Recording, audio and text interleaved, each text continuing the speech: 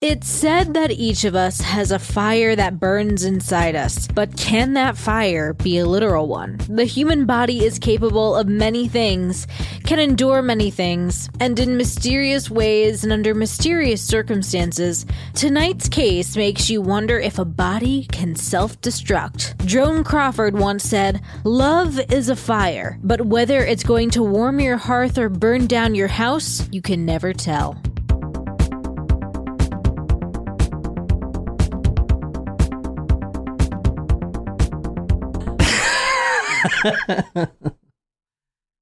Are we taking our shot? Yeah. Is that tequila? It's not. What is it? It's our surprise shot. Would you like to split our tequila, and so you can have some No, I'm okay. tequila? He's just going to be bitter about it the whole time. Probably really passive aggressive. Probably just for in the next 3 days or so. Well, before we do the surprise shot, I do want to welcome our newest Patreon member. Oh, yeah. Bria. Hey, Bria, welcome. Thank you for supporting us. And she's already got a story request that she's got for John. And this evening, we are doing a surprise shot for Justin. Hello, Justin. Thank you. For those of you who don't remember, those who are a Taco Supremo on Patreon supporting us at $10 a month, they get a surprise shot dedicated to them. This was not a request from Justin, but I picked this one out. It looked really, really delicious. So this one's for you. All right, Justin, thank you for your support, and thank you to all of our Taco Supremos out there and our Patreon supporters. We couldn't do this without you. So this is for you, Justin. I hope you like it, and I hope I can remember the beat to the song this week. Surprise shots, surprise shots. We don't know what they are, because they're a surprise. I've already been drinking a little bit. Let's just be honest. It's like that scene in Austin Powers. Did you soil yourself? Cheers! It sounds a bit like it, didn't it? Oh, it smells delish. I'm very Ooh. excited about this one. I am too, I think. Oh, that's good. Is that like a praline liquor? That was Stroopwafel. Is that German? It's Belgian. Belgian. Oh my god. There's a little bit left if you guys want to split it. Yeah. What? I think it was a whiskey. Let me go That's grab the bottle. amazing. Welcome to Talk Murder to Me podcast. My name is John. I put all my sources, photos, videos, and whatnot on talkmurder.com. This is episode 242. Wow. Crazy shit. 242. So go to talkmurder.com. I'm not going to lie with this one. I know I say this every time, but there's some episodes that you don't want to miss the pictures, and you actually have to see the pictures on these because they're fucked up. And you definitely want to see them. So anyway, go to talkmurder.com to see the photos here. And it is episode 242. This is the suspicious demise of a widow, 67-year-old Mary Reeser from St. Petersburg, Florida. All right. Anybody heard of her? No. I will have to say, though, just a comment, like, I know some of our episodes are like an hour, some of them are like 2, the older ones were like really 7 long. hours. But do you, like think about it, 242 episodes, we must have at least 24 hours worth of content on here. So if you want to marathon us for a whole We day. have way more than that. Are you serious? 240 hours. Literally 300 hours of fucking That's content. what I meant. What the fuck? 20. Holy shit. Yeah, in the first 10 episodes, there's 24 hours. That didn't even make any sense. Oh, shit. Mr. John, you can cut that. Like I mean, you probably won't, but it's whatever. I know that he's going to leave that in just like my wildfires. No, you know what? He cut out the whole Constitution Declaration of Independence thing for you. I did. Oh, thank you. But Not just, the wildfire comment. but just to revisit that, Jen thought the Constitution. No, I didn't think. I knew it was wrong immediately after it came out of my mouth. Welcome to this night's episode. This is the Talk Murder to Me podcast. My name is John. I'm here with Jen and Nicole. I put all my sources, photos, and videos on talkmurder.com. This is episode 242. This is the baffling and that is from the newspapers. The baffling case of Mary Reeser. She was a widow who was married once to a doctor, but he passed away, unfortunately. And then she passes away under very mysterious circumstances. And this is a fascinating case. This case is one of the best I've done. Murder, suicide, accident, or natural phenomenon case. Unnatural phenomena or natural phenomena? Natural, like natural causes. The photo you're looking at right now is of 1200 Cherry Street. Tonight we are going to Monday, July 2nd, 1951. So what is this? This looks like a house to you. Pretty big house, right? Yeah. It says the Alamanda Apartments. So this is 1200 Cherry Street. I don't know. This is a black and white photo. You can't really see for the trees, but see if you can tell me. Maybe you can tell me what state this is by the trees. No, probably not. This is what you're looking at now is the now photo of the same building. 1200 Cherry Street. Well, you said it took place in St. Petersburg, Florida, right? Or is it not? Oh, did I say that? Yeah, Yeah. you did. Oh, well, then there you go. We should have just said Florida and have them marvel that we guessed it Yeah. right that time. All right, so what you're looking at now is a very small apartment. Now, when I use the word apartment tonight, remember this photo because it is basically a house converted into an apartment. Interesting. This is a one-floor Like a duplex. duplex. It has Okay. 5 units in it. Oh, wow. And Mary Reeser, the victim tonight, was a tenant of one of those rooms. Did they like share a kitchen and just have their own separate bedrooms? No, that's a good question. They didn't share. Everyone had their own apartment with everything included. Interesting. But it wasn't filled out all the way. There was only 2 tenants in the apartment at the time, plus the landlord who also lived there.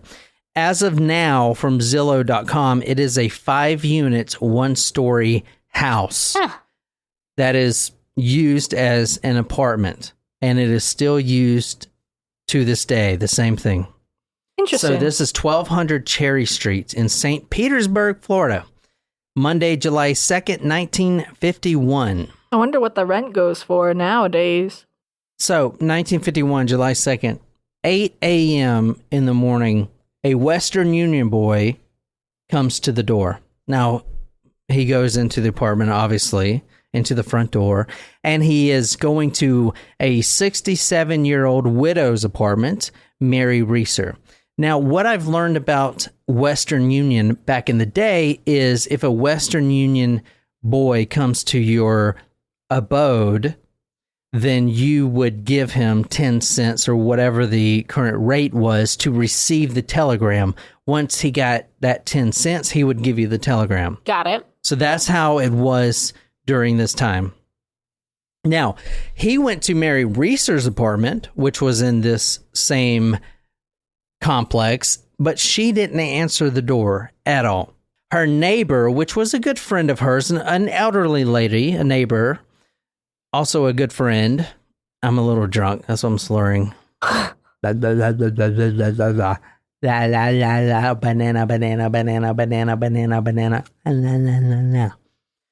Now, That's a new routine, guys. I've never seen that one before from him.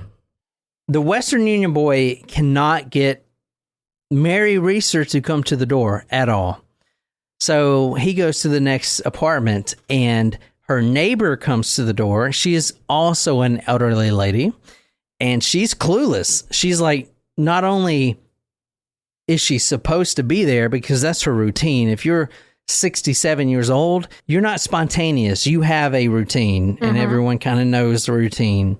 She is supposed to be there, but she does remember, and this is really important, a quote, dull thud, end quote, around 5 a.m. in the morning. The neighbor does. It sounded like it was coming from Mary Reeser's apartment. She wasn't sure, but she opened the door. She looked out into the hall, the shared hall of all the apartments. She didn't see nothing. She didn't see anyone. anything suspicious, so she went back to bed. Plus, every morning, if you're, like I said, if you're 67 years old, you have a routine. This neighbor, every morning when she woke up to get her tea, she would always hear the radio playing in Mary's apartment. Thin walls, the radio is playing, Elvis is on. The Western Union boy gives the telegram to the neighbor, and then he's on his way. Now, the neighbor lady, she walks over to Mary Reeser's apartment. She tries to open the door, which was slightly ajar, but the door handle was really hot to the touch. Oh, that's a sign of a fire. So she didn't go any further in. However, there were a couple painters that were already early to work that morning. They were painting the outside of the apartment complex. So she went and roped them in, and they agreed to go into the apartment and see if they can find Mary. As soon as they entered the apartment, smoke poured out. Now, they did not know that the apartment was on fire at all, but there had been a fire in the apartment. And from the assistant fire chief who showed up with his crew, his name is S.O. Griffith. He claims that to an untrained eye, just a regular citizen, you would not notice the little amount of smoke emanating from the front door. And it was a screen door. And then you have the main door. Mm-hmm. The main door was slightly ajar. Mm-hmm. They could not actually see the fire coming from the apartment. Well, maybe it looked like someone was smoking their cigarette or something, because that was pretty popular back then. Good point. Can I ask a question? Mm-hmm. I mean, I just asked a question, but I'm going to ask it anyway. When did the smoke detector... when did it become available? It went to the public. I don't think it wasn't available back then, was it, in the 50s? No, that's a good question. Let me look that up. I didn't think about that. That's a great question, yeah. Smoke detector history. Smoke detectors have been around since the late 1890s. Oh, well, I guess I was wrong. George Andrew Darby patented the first heat and smoke detector in 1902 in Birmingham, England. 20 years later, Swiss physicist Walter Jaeger was working to invent a sensor for poison gas, but was failing. The result was the isolation smoke alarm. Well, I was wrong, but that was very informative. Thank you, John, for... The neighbor and the painters, they did enter the apartment, but they quickly left out once the smoke hit them, and the neighbor did notice a, quote, red smoldering mass, end quote. Kind of important. There's a blaze. This is Mary Reeser right here. Can you describe her to our audience? She is an older lady. She has her hair in an updo. Yeah. Glasses. She probably looks like an older 67 than you would find today. Mm-hmm. Yeah, for sure. Huh? Yeah, if you put a current 67-year-old next to this picture, it would not be similar. My mom is turning 67 this year. Yeah, your mom looks way younger. She looks like this person looks like an old lady, and she's pretty young for only 67. Can you describe her body type? What's the word we use? She looks matronly. Yeah, but what the word about the breasts is? Voluptuous. No, not voluptuous. There was a word that we used during that episode. Big titties. Wait. The episode. Busty? No, not busty. The Starvation Heights. There was a word that meant to have big breastises. Voluptuous. No, it was not voluptuous. Oh, well endowed? Oh, no. That's a penis. Never mind. You just wanted to say penis. We all know that. That's bullshit. Who you're looking at now is a 67-year-old widow. This is Mary Reeser. She was married to a doctor, but her husband died unexpectedly, suddenly. So now she is a widow. Does she have any children? She does. She does have one son that we know of who was a doctor at the time. But, and we'll get to him in a little bit. But this is her right here. Go to talkmore.com to see her photo. She looks like a nice old lady. Now, when Assistant Fire Chief Griffith, entered the premise with his fire crew, he noticed that instantly the smoke was overwhelming, which is kind of suspect because none of the other neighbors in the apartment nor the landlord knew anything about the fire at all. There was a fire burning in this apartment and nobody knew. It must have been contained somehow, though, as not to do any damage to the other units in the house. No, it didn't do any other damage, but I doubt they had any sort of fire alarm or whatever because there was nothing that I saw of a smoke detector or whatever. No one knew that there was a fire until they actually entered the apartment. And in fact, the neighbor and the painters, they didn't even know there was a fire until they entered the apartment. The fire crew knew because the smoke, they could tell the smoke emanating, but just barely from the door. Now, the ceilings were completely blackened. Completely. And the curtains up were completely blackened. When I say curtains up, I mean about 4 feet off the ground. From that point to the ceiling were blackened. But this is extremely important. Okay. The fact that the curtains were only blackened 4 feet to the ceiling and that the walls were only blackened 4 feet to the ceiling Means it wasn't burning that long. is extremely important Heat for rises. this case. But it means it hadn't been going for that long. All the light switches and the plastic, this, that, and the other, the electrical stuff was not melted whatsoever, but it was extremely hot to the touch. And there were some of the electrical appliances that had burned out because of the intense heat. Okay. Now, here is the room, the outlay of the room. This is her apartment right here. It's like a studio. Go to talkmore.com to see this. Yeah, it's like a studio. You see the kitchenette? Mm-hmm. A day chair was sitting right by that kitchenette. And the day chair was a lazy boy, a recliner. And it was, quote, overstuffed, end quote. So it was very comfortable to sit in. And that was backed up right next to the kitchenette. This is the actual fire damage in the apartment. Oh, wow. So let me go back right quick. Look at the kitchenette. You see that? Mm-hmm. Yeah. Now, keep that in your mind, that layout of the kitchenette, and then go to here. Do you see the kitchenette, where the kitchenette is? Well, is that the front door? What is that? No. This is the fire. The fire happened right by the kitchenette. Okay, so we're just looking at the fire. Yeah, exactly. Okay, I see a stove. There you go. Okay. So what do you notice about this photo that's weird to you? It only damaged the wall adjust. It's very isolated. Yeah. It's very concentrated. The fire, there was a fire. But it also looks like it caused a lot of damage. There was a fire. There's no doubt about that. But it was extremely isolated. And if you look at the walls, it's about 4 feet, maybe 3 feet. You see where it becomes black, and then it goes up until it's completely charred. And you look at the ceiling there. That ceiling is not black to begin with. Those ceilings are painted white or whatever color apartments use. That is completely charred, soaked in soot.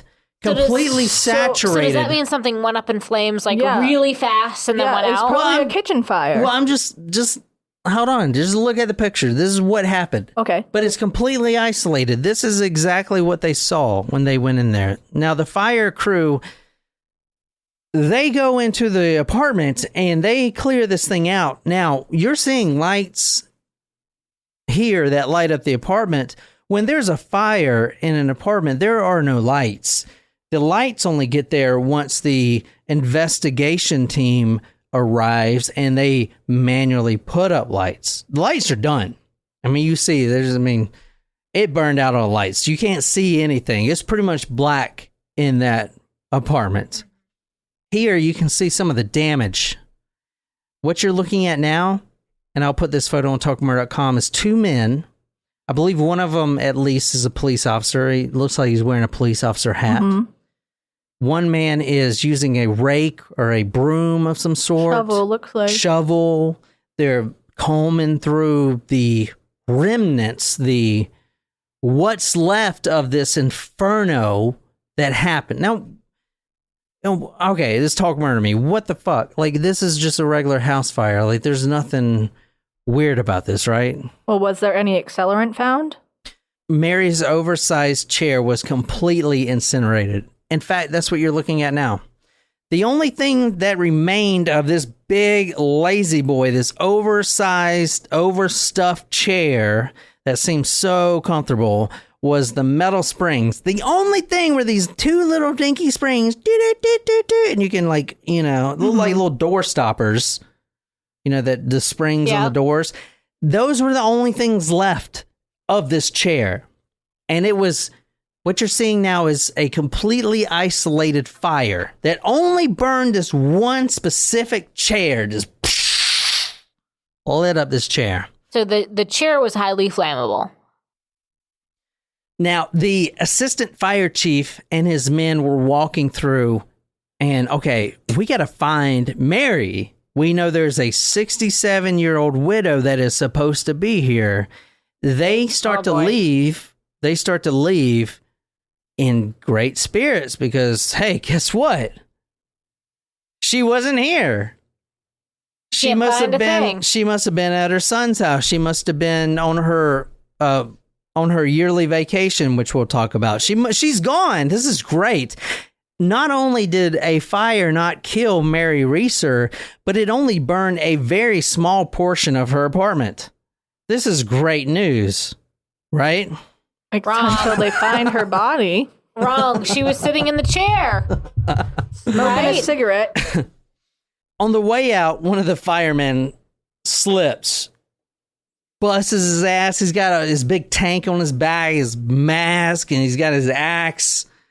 You know, he's got his abs like all firemen have. They got those six-pack abs, and he's just so hot. He slips on this quote, greasy substance, end quote, on the floor. Gasoline? This greasy substance actually was saturated, not just on the floor and the rug that he slipped on. And keep in mind, he busted his ass right on the floor. This greasy substance was also on the walls. It was everywhere. Everywhere. They could not figure out what this greasy substance was. This fireman actually, I'm guessing he's a rookie, slipped on it, busted his ass, and now he's on the floor. Now look at this photo right here. Because as you saw in the previous photos, this is where the fire was.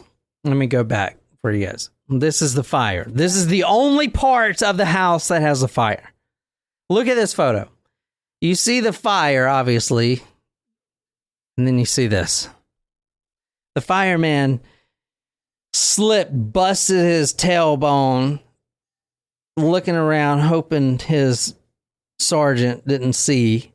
He tries to get himself up. He braces himself. He's got a big tank on his back, so he's all heavy. He's trying to get up. And he notices this. This is the exact image that he saw. So you can go to talkmurder.com to see this. Can you describe this? Hot damn. Oh, there's a leg.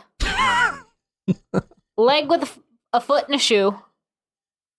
Right? That's what I'm looking at? Yeah, that is a tibia and fibula attached to a foot in a shoe. What you're looking at now is a beautiful designer suede shoe housed with a human foot that goes up about 4 or 5 inches. The ankle of the human foot is actually severed off, completely severed off. Now, where's the rest of the leg? leg? It's really right before the knee. It's below the knee is severed. Yeah, it was the ankle. No, That's the ankle is intact. The calf, whatever. It's the bone, the ankle bone, whatever. What is missing out of this photo? There is one leg and there's nothing else. Now, this is the chair. This is the oversized chair. You see some of the frame there and you see the springs. What is missing here? The rest of the body. All that is here is a leg, and it's not even a full leg. The firemen didn't even notice this until they were leaving. This is 2 hours later, and they notice this. There's a human leg housed in a suede shoe. Now look at the suede shoe. Is it burned in any way? No, not touched. It's completely unharmed. It's almost as if, like, she had, like, if everything else was in contact with the fire, or let's say she, like, spontaneously combusted, and it was, like, left leg, that looks like a right leg, right foot. So, like, left leg was sitting down, and the right leg, you guys on YouTube can kind of see this, but, like, if her right leg was sticking out, and that got saved, but nothing else. Everything else is incinerated. So this is another photo I found. Fascinating. So obviously somebody cut that leg off, right? No. A fire's not going to burn your entire body, completely incinerate your. There's no part of her there. Well, it's Look at the picture. There's nothing. There's not a spine. There's not a pelvis. There's nothing but a fucking ankle housed in a suede shoe. Was it a fake leg? Did she have both of her legs? There's nothing there. But it could have been that something, like, looking at the rest of the fire, it seems like something went up in flames really rapidly. And, you know, whether there was an accelerant or it was just something super highly flammable. So Was she an amputee? I'm just thinking it could, whatever caused her to catch on fire, it went up in flames so fast and rapidly. Like, if there was an accelerant, perhaps it just wasn't on that leg. Right. Yeah. Like, maybe she spilled her like, drink. Right. But if she was an amputee and had a steel leg, of course, I don't think they were using steel back in the 50s, but if it was steel, that wouldn't have been burned. But, I mean, this is the 50s. It's No idea. It's like a real-life version of the leg lamp. Yes. Let's kind of jump back for a second and talk about that, quote, greasy substance, end quote, Motor oil? that Yes. the firemen slipped on. Or is that blood? Now, Good. the St. Petersburg police, they enlisted the help of the Federal Bureau of Investigations, the FBI. And in fact, I need to preface this before I go any further. The majority of the research, and I mean 99% of this research, is pulled from a 115-page FBI recently unclassified document. Oh, cool. Specifically on this case. And what's really interesting about this document, and I'll link to it on talkmurder.com, is a lot of the correspondence is at least passed through Hoover's desk, which is the FBI director. J. Edgar Hoover. It at least passed through his desk. He at least saw it, is what I'm trying to say. Even if he didn't write the responses, you can 100% assure yourself that he had complete control of the responses going out about this case. And he was aware of it and everything going on with it. Because he kind of loomed over the FBI at that time. Is this part of the unclassified documents about aliens? No, that's a CIA thing. I was going to actually ask, does the fact that the FBI, was the FBI involved because of who her husband was? What do you mean? Oh, because he was a doctor? Was her husband like an important official? I mean, he was a random physician. Okay, I wasn't sure if they were That was going a good with. question, Nicole. Thank you, Jen. It was an okay question. I mean, I didn't know if, like, maybe her husband was a secret. It was a better question. Something. It was a better question than me asking if it was because of the aliens. Like, okay, it's more realistic than that. So this episode obviously is pulled from this 115-page FBI document, and the FBI was extremely influential in this case because this was a mystery. Obviously, was it murder?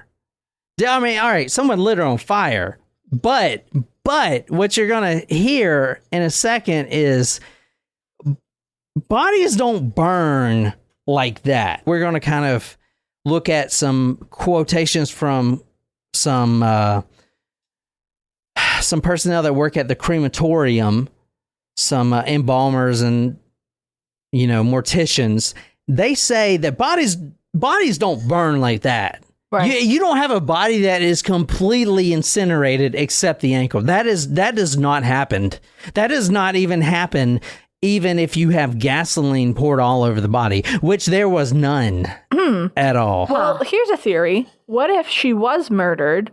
Someone, they cut her up and had her body in a bag and put some accelerant on the chair, and then that leg fell out of the bag and they took her body somewhere else, and they didn't have time to grab it because the fire was starting and they didn't have time to grab that leg. All right, well, let's just go on. The FBI forensic testing, they found out what that greasy substance was. Uh-huh. And you said it was gasoline? No, I said it was blood. Blood? What I do you said say gasoline. It is, quote, the greasy substance is, quote, Her guts. melted human fat, Oh. end quote. And it was splattered on the floors, so on it's the almost rugs, like her body on the walls. exploded. There was melted human fat covering the ceiling. It was everywhere. It was this greasy substance. I mean, think about tearing a chicken apart, like a rotisserie chicken. I don't like that. Like that very greasy, sort of, not even the fat of the chicken, but just that feeling between your two fingers. It's just so slippery, and you're like, I gotta wash this off. That covered the apartment completely. For the record, we break down a lot of rotisserie chickens in this house for our dog food. So I was thinking more of if you have corned beef brisket and you're boiling it in the fat. Yeah, it comes up. Yeah. Now let's talk about the son, right? The son. Oh, is there an inheritance here? Mary Reese was a widow. She was happily married to a local doctor, but she lost her husband suddenly and began depending on her son. How long ago comfort. did her husband die?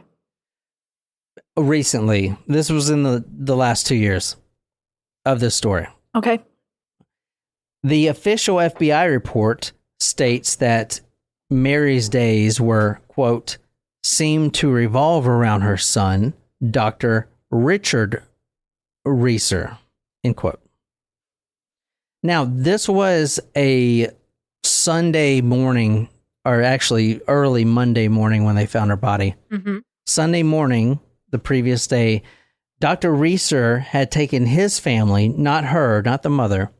He's taken his own family to the beach for a well-needed vacation. He has been slammed at work, and he needed to expel some of that frustration by taking his sons and his wife to the beach. And they're in Florida, so they're right there. Now, he did not take the mother. However, when he returns to his own apartment, he finds his mother there. This was around 3:30 p.m. So, this is Sunday, 3:30 p.m. She will be dead within 12 hours. They think she died around 5 a.m. So when the neighbor heard the thump? Yeah, exactly. Monday morning, 5 a.m., they think she succumbed to her demise.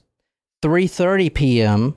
on the Sunday, Dr. Reeser and his family walks back into the door, all tanned from being at the beach, to find the mother crying in the chair.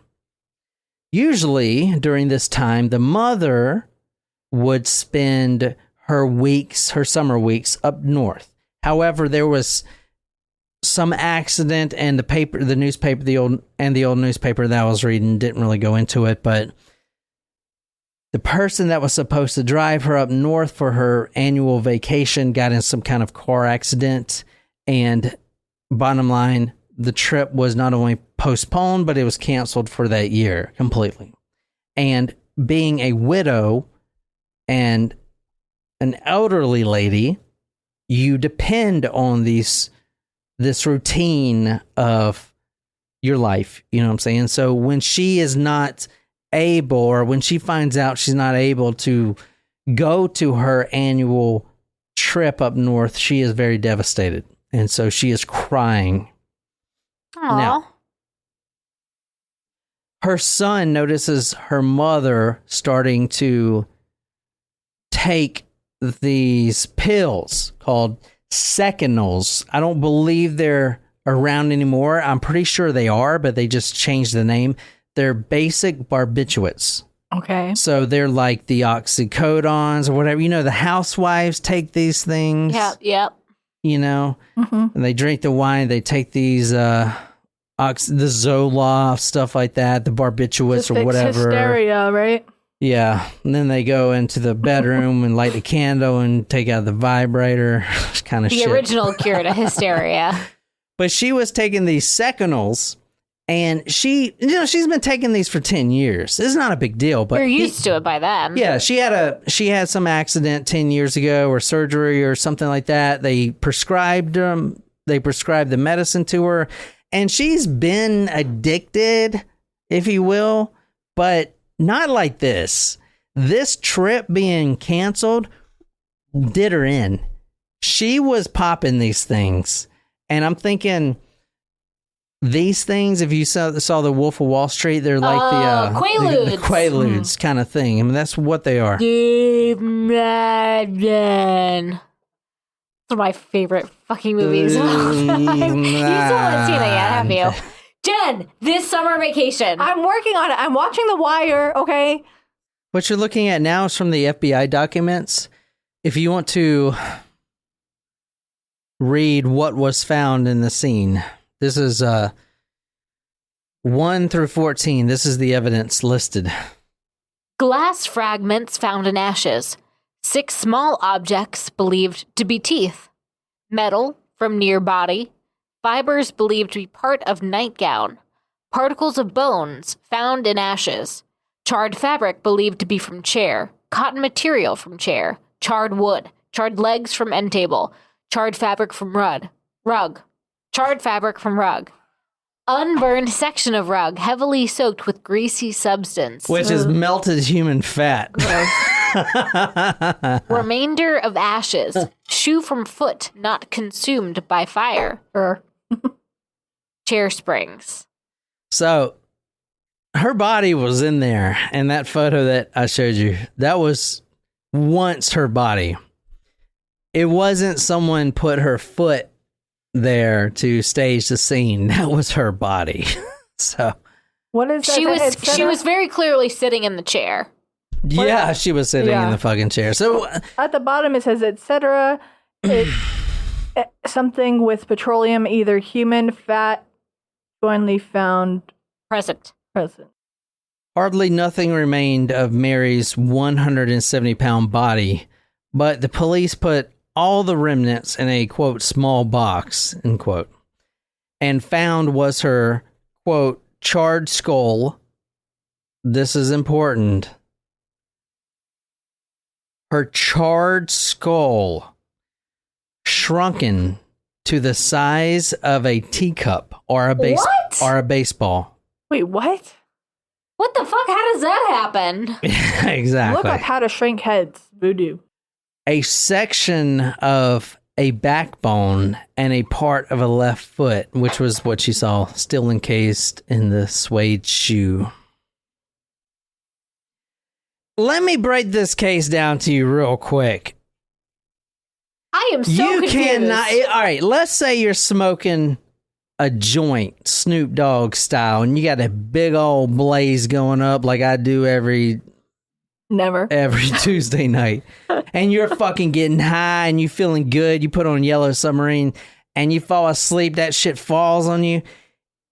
A lot of people that happens to, and yes, they do die, but guess what? Their body still remains. It may be burned to fuck, but their body is still there. You do not have not a body. and just ashes. Does that make sense? The heat temperature is what I'm trying to get you guys to understand tonight. Was not only unnatural, but impossible. There is no way, not only would her fire burn that hot, but any fire burn that hot unless it was exposed to something, an accelerant and a level, something to keep reapplying to the body to keep it at such a high level. That is the only way. You light your shirt on fire, 500 degrees max. Her body burned at over 2,000 degrees. This house lights on fire. Knock on wood. The entire fire of this house up in a blaze would never get over 1,500. This body was well over that. It incinerated. It was localized. Which means there had to have been something that made it go up in flames like that. She spontaneously combusted, guys. I mean, It happens. Does it? What does that mean? What is spontaneous combustion? Or actually, what I should say is spontaneous human combustion, SHC, which is a non-scientifically proven phenomenon that may or may not actually happen in nature. May or may not. All right, let's talk about our son, the killer. Oh! No, just kidding.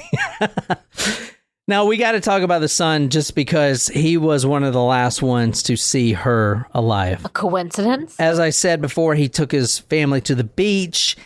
They get home, see the mother crying. She's taking those barbiturates. She is pissed off. He drives her mother back to the apartment around 8 p.m. that evening. He wanted to make sure his mother was okay, at least to get through this whole summer mess. He leaves. His mother, as he recalls, was wearing a Van Raalte, is VAN space RAALTE, rayon acetate nightgown. Rayon. That's flammable. She was rested in her favorite recliner. The one that was only the springs left, and she lit a cigarette, and then he leaves. Okay. So what? The material of the nightgown, is that what you're trying to say? I mean, certain fabrics are highly flammable. The material of the nightgown, yeah, exactly. They're flammable, but do they fucking completely incinerate every bone in your fucking body? Probably That's not. different. Yeah, that's different. Okay. And do they shrink your head to the size of a baseball? Probably not. Okay. Yeah, they're flammable, but are they fucking flammable? According to the official FBI reports, quote, the body of Miss Reeser was partially cremated with the exception of the left foot, which was burned completely in tow, about 4 inches above the ankle. Quote, the chair in which she had been sitting was completely burned away, leaving just the springs. A small end table was completely burned with the exception of 2 legs. The carpet was burned in an area of approximately 3 feet. Was she murdered? Was this a murder? Police believe no, it was not a murder. And honestly, I'm not going to be able to tell you yes or no if it was a murder or not. My personal opinion is that it was not a murder. But you guys can make your own personal opinions here in a little bit. But there is a theory out there, which Jen had mentioned earlier, called spontaneous human combustion, SHC. It is also known as preternatural combustion, PC. This is unproven. This is not proven in science. There has been no cases where it is 100% proven that this happens, because why the fuck would it happen? How does your body just burst into flames? That's fucking stupid. That doesn't make sense. It's spontaneous. You can't hold a research study forever and wait for someone to explode. Yeah, but why? There's no part of your body. Like, I'm just picturing someone behind glass and just staring at them. Like, I'm just explode now. Turn up the fucking heat. I'm just saying, like it's spontaneous. You can't, like, it's almost impossible to catch it naturally happening. It reminds me of like the men who stare at goats, like Yes. that type of experiment. Yes. Okay, first off, let's talk about the accelerants that were found at the scene, because there were none. FBI Interesting. Okay.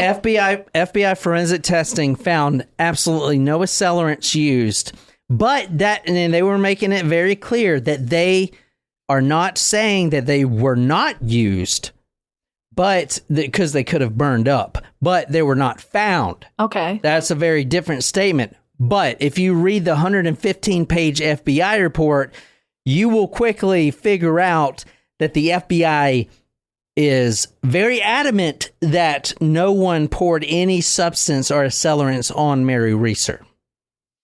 That is clear if you read it and you kind of get the sentiment behind what they're saying. They cannot say that, okay, no one came in there and poured gasoline all over her. No, they can't say that, because that gasoline could have burnt completely up. And they tested the area that you're seeing now, they tested every inch of that area. There was nothing. And if there was gasoline poured on the body, say, or some sort of accelerant, it would have splashed on her shoes or something. They tested 100% of everything and found absolutely nothing. Therefore, let's just say, for the sake of this episode, that no one poured fucking shit on her. Okay. That takes it up a notch. Let's also say most scientists, 99% of scientists, believe that spontaneous combustion is a bunch of bullshit, because your body just doesn't light on fucking fire. That just doesn't Agreed. make any sense. Makes no sense. Could you imagine if just one of us exploded right now? On the video. Wasn't that in like some Muppet character and somebody Probably. like spontaneously combusted?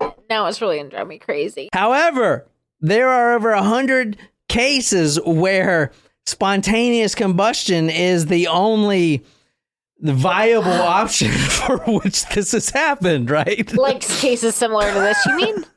Exactly. Well, very similar. Very similar. I'm talking about the victim was sitting there, no witnesses, all of a sudden completely incinerated except for the very low extremities, maybe a foot or an ankle. There's got to be a reasonable explanation. Can we Google witnesses to spontaneous combustion or videos of spontaneous That combustion? Muppet video is going to come up that I'm thinking of. Now, let me talk about the heat. Who's the blue one? Beaker? Beaker. Beaker, No, yeah. Beaker is Yes. not. Beaker's not Beaker's blue. the one with the glasses You're that thinking does of the... Gonzo. Gonzo's the blue one. No, But Beaker. Beaker's not blue. Beaker's the tall one with He goes, the... "Meep, meep, meep, Yeah, meep, meep." okay, you're right. Beaker's not And blue. then Simon is the scientist that has the glasses but no eyes. Oh, he's got I'm pretty eyes. sure You I'm just can't thinking see of him. Beaker. There's a movie. Maybe it's Muppet Treasure Island, perhaps? I don't know. There's one where a Muppet spontaneously combusts, and there's someone listening right now that knows exactly what I'm talking about. Morticians were interviewed. Plenty of morticians separately about this. They were like, what the fuck? What the fuck? Does this even happen?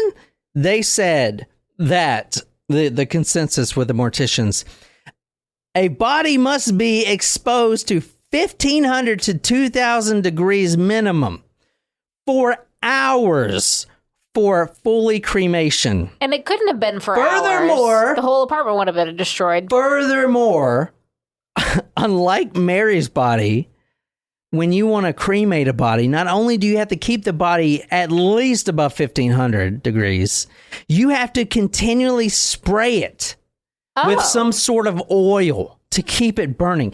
A mortician cremating a body, I don't know what you guys think, but they don't just throw it in a fucking incinerator. They put it in there and then they spray it constantly until it finally goes down to ashes. You have to have a constant source of accelerant. That sounds terrible. Was the fact that it was so close to the kitchen though Like with the a stove possible open? With the olive accelerant. oil just fucking sprayed on Yeah, it. no, but like if it's close to the oven and there's like grease in the oven, right? There's No. all of that Not- stuff. no. An indoor unit? Were there any windows? Yeah, you got the right Maybe idea. she had a magnifying glass and she was looking and it was like a science experiment where you burn the ants alive. And you're just like, and she was reading and she had a cigarette and then the light from the sun was like on her leg, but not the left leg, the right leg. And then she just like caught fire. Let me tell you, you got the right idea with the grease and that stuff, but not from the kitchen. There was grease. There was You mean just her fat? a substance that kept it burning. Her fat.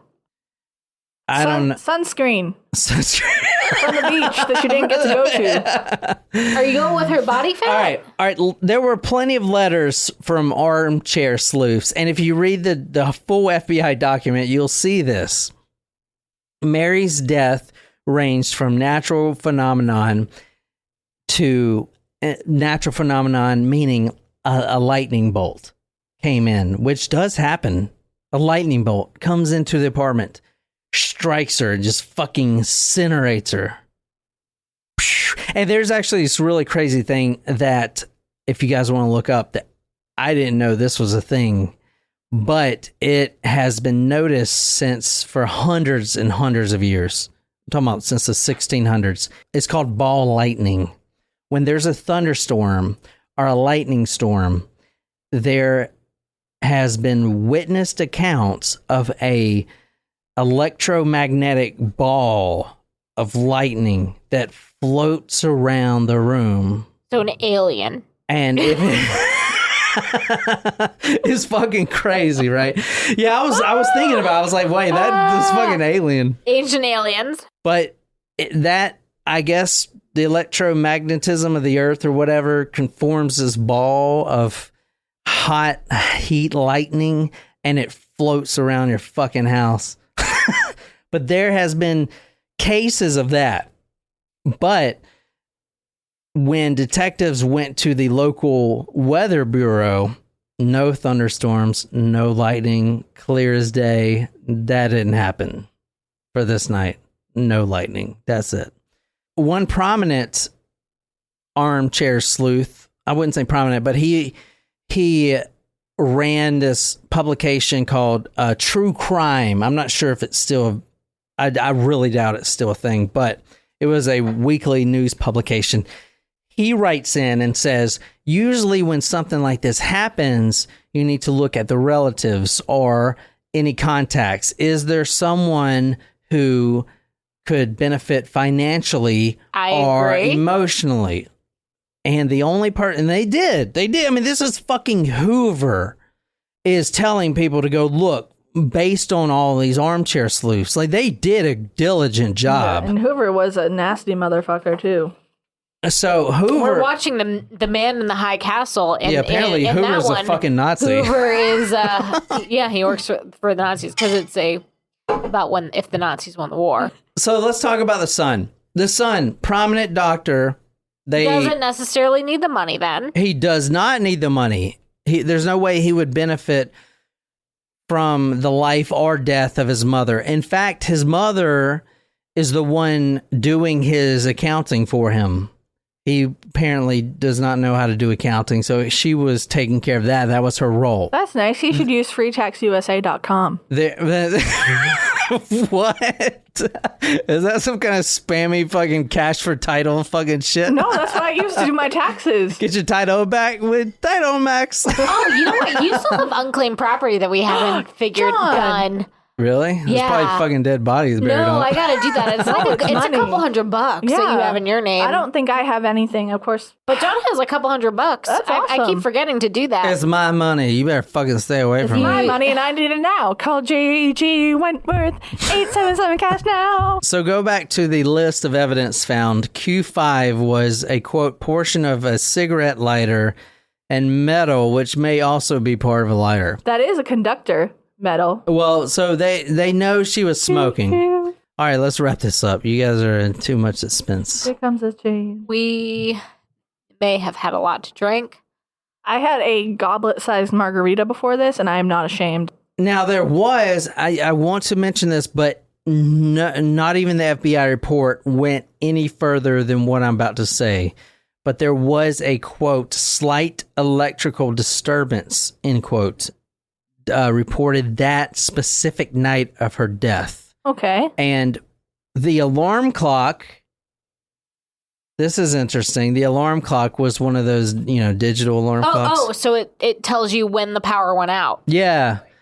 Well, no, the power wasn't specifically out, but it was out in certain outlets. The ones that were really close to the fire, the one that was plugged into the alarm clock, or the alarm clock was plugged in right behind the chair, it went out at 4:20 Okay. a.m. That's around 5. a.m. maybe. No one knows. I mean, you know what I'm saying? I have a question. Did the kitchenette have a window, or was it a straight up wall? Like, where was her toaster? Did she try to stick something in her toaster?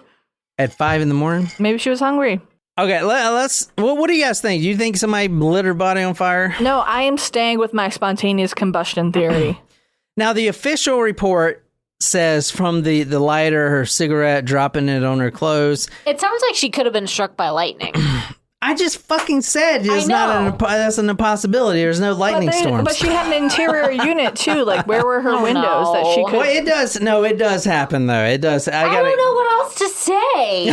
I told you There's what got to happened. be an explanation aside from spontaneous No, combustion. you don't need an explanation with Spontaneous combustion is not a proven thing, Jen. That doesn't mean that it's not real. They were looking at just the lighter, but they said, quote, such a blaze could not have produced the intense heat which consumed the body. Remember, this was hotter than fucking hot, right? This was hotornot.com.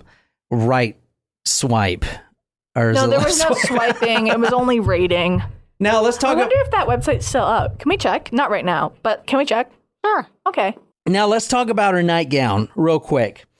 She was wearing a specific nightgown, and I don't know if these are still a thing, probably, but she was wearing a rayon acetate nightgown, which acetate is an extremely flammable substance. That is similar to acetone, like in the nail polish remover. Oh, Is that's that very flammable? flammable. Yes. It's like pure alcohol. Yeah, you might as well just like jump into a pool of alcohol. Okay, well, let me tell you what. Bacardi 141. Let me tell you. Let me just finish the story now, because there's nothing more past this but speculation. That is all that you get with the FBI reports. So, if it's not spontaneous, if it's not spontaneous combustion, it's got to be something, right? So, here's Jen's what. still going with spontaneous combustion, but go on. Well, all right.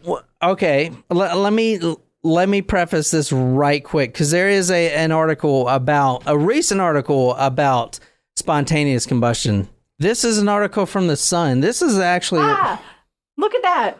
Spontaneous combustion is real and burns you like an incendiary bomb. Okay. Before Jen gets all excited, let me tell you what most people believe, because only her ankle was found. Now, the skull, there is no way possible, and multiple scientists and doctors have stated this, there is no way that a skull could be shrunken. Oh, yeah, that's an interesting. They were thinking that the skull was planted there. They didn't actually test it to see if it was hers. That's the thing.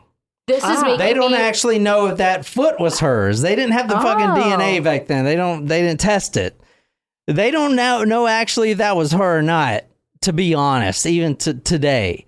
The skull shrinking to a size of a baseball is, according to most scientists, not only unnatural, but completely infallible. That does not happen. It cannot shrink because But how do you shrink a head then? Put it in a pickle jar. That's a good point. What I looked up is they do use hot sand, but think about it. There is a skull in your fucking head. The skull, the bone does not shrink. Only the fucking fatty material in your head. Not that quick anyway. I mean, Your head would not be able to shrink that small. I'm talking about the size of a baseball. A baseball is fucking really tiny. That's like at least 6 times smaller than your head. Or like, Because I'm like really smart. actually like 8 times smaller than mine. This was not spontaneous combustion. Sorry, Jen. Close. She's wearing a nightgown. She was extremely high on barbiturates, which, if you do the research in the medicine aspects of the body actually produces acetone when you take a sedative. Okay, keep that in and keep that in mind. Then go back to the acetone rayon, extremely flammable garment she was wearing. She was sitting in a chair smoking a cigarette. Also, she was a, quote, heavy set woman, end quote. And what you're about to read from the Sun article is that human fat is extremely flammable. And not only is it extremely flammable, but it continues to burn. So what you're saying is all I need to do is find someone to set me on fire and I'll lose some weight? Is that what we're talking about? Or in fact... That's fat burning to the extreme here. And in fact, from what I saw, every one of the spontaneous combustion cases were of heavy-set individuals. Huh. The fat in the human body is extremely flammable. Go back to the calf, the one long the calf, within the shoe. What is at the bottom of the foot? Not much fat there, right? It's muscle. It's muscle. It's not much fat. Now, there's not a lot of fat to burn, but what was all over the walls and the ceiling and fucking everything else? What had happened is she did light herself on fire, from what most people believe. She was burning up. And then as her fat started to cook, it exploded all over the fucking walls. Holy shit. Yikes. Jen's like, oh my God. I need to make sure there's no house fires. Now, I can see the wheels. This article right here is from The Sun. This is actually extremely interesting. And it's a scientist that has been studying this for a long time. But he talks basically about what I was talking about, the fat in your body. It's using this case. Yeah, it uses this case. And he says, quote, humans suddenly burst into searing hot flame. Left alone, their bodies burn fiercely until little but hot ash remains through the hands and legs may remain unscathed. Keep in mind here, this article, he is also saying that, and he actually goes into saying, if you're sick and you have like a cold, your body will produce certain chemicals within your bloodstream, stuff like that, like acetone, which are also flammable. So if you're also overweight and you're introduced to a fiery substance like a cigarette butt, then that could happen. I mean, also if you're ill, like your body temperature increases as well. You get fevers and stuff. I mean. So this article, he proves that alcoholism was traditionally thought of as a risk factor. Yeah. So quote, well, I'm fucked.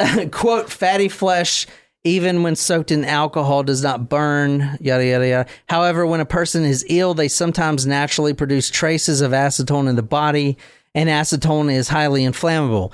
She was wearing an acetone fucking nightgown, remember? Plus producing acetone from her drug. Quote, I experimented with a scale model, humans using pig flesh that had been marinated in acetone. They burn like incendiary bombs. Holy shit. It's using all of these pictures from the... from Mary Reeser. Quote, the alleged cases of SHC, which is spontaneous human combustion, range from the peculiar to the laughable. Bodies don't just burst into flames. Many cases involve obvious external sources of fire, matches and cigarettes being the most common. And I did see that in all the other ones. There was some sort of external flame of some sort. Yeah. So something that's causing the fire to start to begin with. Yeah. Let me see. SHC believers often cite as evidence the fact that a body has been completely reduced to ash, except for the ends of the arms and legs. But there's a good explanation for this phenomenon. It is called the wick effect. Holy shit. Like a candle. Oh, and one other thing. There were candles in her apartment, but this was also strange. The candles completely burned down except for the wicks. every candle. She had like 10 candles. She had Jen's 37 candles in her fucking house. They're in my closet right Every now. one of them Are were you burned going down. through them? Slowly. The burning of the clothes is maintained by the liquefied fat wicked from the body of the victim, causing a slow burn that can nearly consume the victim and resulting in the greasy brown substance, often coating the nearby walls, which is what the firemen slipped on. So basically, remember when I said the crematorium, they have to keep spraying the body? Well, guess what? They don't have to keep spraying the body. If your fat soaks up from your skin, guess what? That is a constant supply of fucking flammable material until you're nothing. Shit. So don't drink and Brought to you by the Atkins diet. exercise and don't drink. Well, that's not what we're doing here on Brought this. to you by the exact opposite of Jen's lifestyle. But what do you guys think? Most people don't think it's a murder, even though it's really interesting. And some of It's the fascinating. Yeah. some of the facts I need to point out that I still can't explain. No one can is the shrunken skull, because the skull should not that's shrink interesting. Yeah. to, even if at that hot of a temperature, it should never shrink that much. That is something interesting. Plus, no one actually knows if that was her. Obviously, it probably was, but no one has ever tested if that was actually her. Someone could have planted that. And going back to the localization of the fire, real quick, I am not a fire chief or whatever, but apparently when a fire burns at that high of a temperature, what happens, and the reason I say this is because all the outlet plugs and the light switches were not melted, but everything else was. The fire produces such a hot plume of air that it almost protects everything else around it and only burns anything with inside that plume of air, that very hot, scorching air. That's why if you look at the walls, everything 4 feet and up, and you can see that from the picture, the bottom of the walls weren't burned up. It was just that top and then the ceiling. The light switches were fine. The electrical outlets were fine. Nothing was melted. They were plastic. So 2,000 degree heat and the light switches aren't melted. You know what I'm saying? They explain it as it creates this plume, this barrier where nothing else can really burn except inside this plume of air. That is the basics of that. But that's basically the story. I don't know what you guys think of that. That was fascinating. I loved it. Thank you, John, for that lovely story. But yeah, that's a crazy story. Anyway, go A talk. reminder to put out your cigarettes before you go to sleep. Yeah. So anyway, go to talkmurder.com to see those photos. And the next story on Thursday, we have a very interesting story. It is July 11th. And what is July 11th, Jen? Free Slurpee Day at 7-Eleven. Is it really? Yeah. Oh, 7-Eleven. The Yeah. fuck? There's a 7-Eleven right down the street. Why don't we just go get one? Okay. We also can. What is also today? World Population Day. You know I told you. Today is What do you mean you told me? I'm the one that does the holidays. Today is July 11th, so Thursday's story will be about a murder or shark attack. It is Shark Week. Oh. Starting today, it is Shark Week, July 11th. So look forward to that. Subscribe if you haven't. Go to talkmurder.com. We're also filming this on YouTube, youtube.com. Type in Talk Murder to Me podcast. This is episode 242. And until next time, good night, you lovely, lovely people.